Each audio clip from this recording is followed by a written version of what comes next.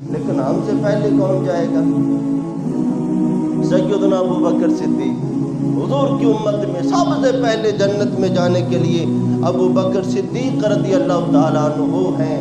جانے جانا علیہ السلام نے ایسی فضیلتیں بیان کی، جانے جانا کے آخری ایام ہے، حالت بیماری میں، اور یہ حدیث ترمذی میں موجود ہے۔ صحابی آ کے عرض کرتے یا رسول اللہ صلی اللہ، نماز کا ٹائم ہے، آقا جی نماز کون پڑھائے؟ میرے نبی نے کہا مرو ابا بکر ان یصلی بالناس، ابو بکر کو کہو لوگوں کو نماز پڑھائے۔ اما جی عائشہ صدیقہ عفیفہ رضی اللہ تعالیٰ عنہ پاس بیٹھی ہیں، عرض کرتی ہیں یا رسول اللہ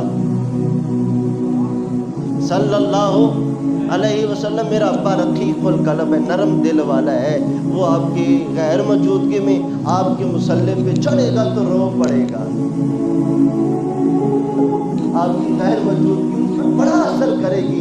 آقا جی آپ مرو عمر بن خطاب، آپ عمر بن خطاب کو حکم دے دیں وہ لوگوں کو نماز پڑھائے۔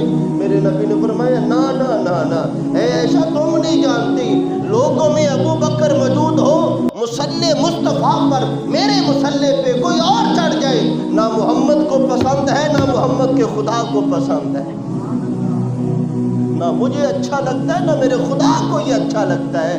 میری غیر موجودگی میں ابو بکر موجود ہو تو محمد کے مصلی کا حقدار ابو بکر صدیق ہے، اور کسی کے لیے ہمارے مصلی پہ جانا جائز